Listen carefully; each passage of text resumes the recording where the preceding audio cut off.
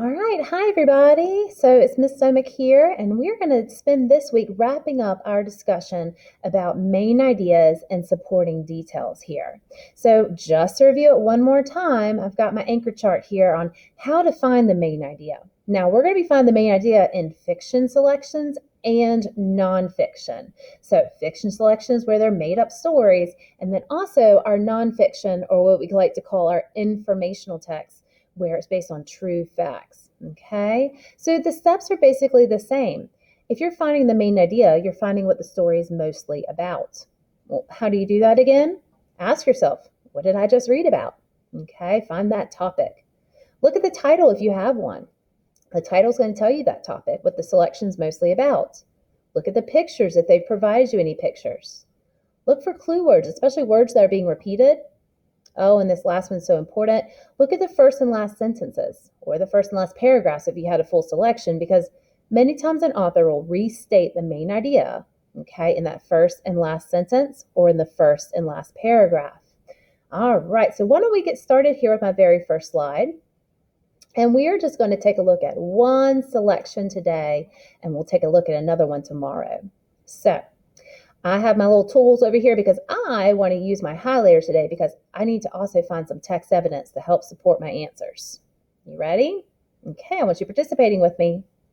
All right, so I can see my questions are asking me to find my subject. What is my topic? Okay, what am I talking about here in this little paragraph? I want to come up with a good, complete main idea statement, a full sentence. And then I have three separate details that are going to help support this sentence, just like the legs to our table that we made. Okay. All right, so let's get started and let's read about Macy here. Macy merrily skipped down the long road of rides. This was her first trip to the carnival, and she was in awe of the sights, sounds, and food.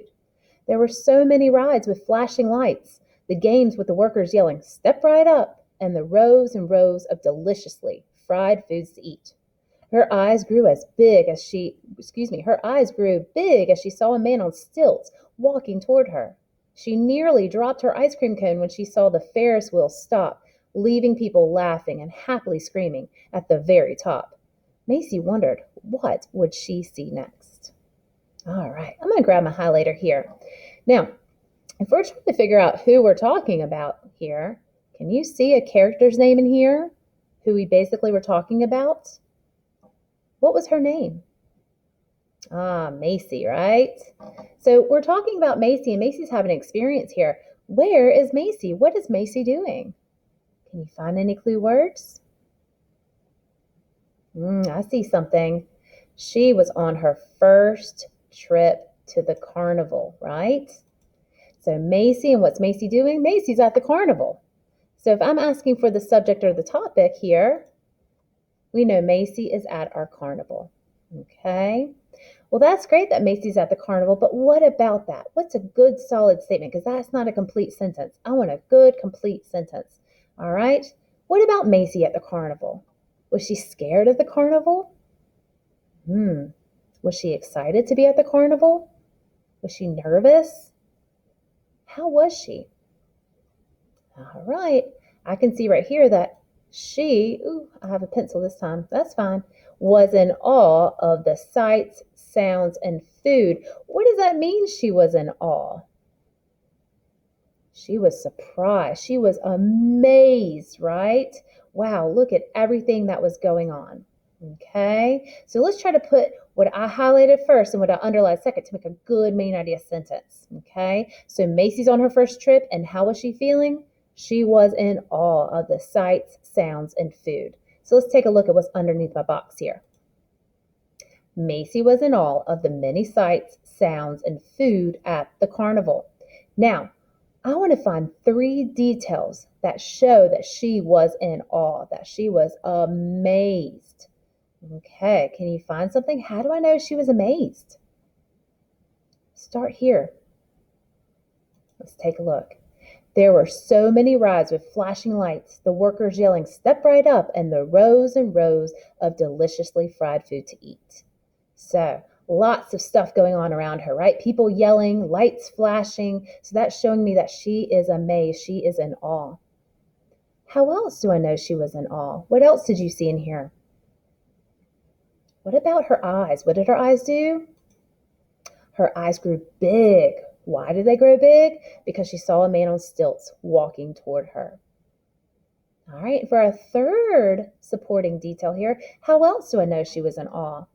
What did she almost do? She almost dropped something. She nearly dropped her ice cream cone when she saw the Ferris wheel stop, leaving people laughing and happily screaming at the top. So these three details let me know that she was amazed on her trip to the carnival, her very first trip. Okay, we're going to take a different paragraph each day and continue to work on identifying that topic, identifying that main idea statement, and making sure we can pick out the supporting details, right? Okay, now before we end today, I want to quickly show you what you need to now do in your Google Classroom. So I'm going to click over here and you're going to click on Monday, key ideas, and details. When you click on this, you will see that we are watching currently the video, okay? And now it's time to go to your packet. In your packet on page 7, just on the left-hand side, is the passage right here that we're getting ready to click on. Now, if you like to read yours on paper in your packet, that's fine, but let's make sure we put all of our answers in the Google form and submit it.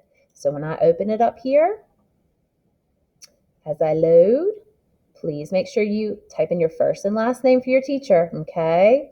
What is on page 7 is this passage right here. You need to look at each question. So what did you circle in your packet? Was it answer choice A, B, or C? And select it. Question 2, question 3, and of course question 4. After you submit, then you can go back and click mark as done. All right. Well, I can't wait to see what you guys come up with today. I hope you enjoyed learning a little bit about Macy, and make sure you finish up that Google slide here. You're going to read about another particular character here. All right, until next time.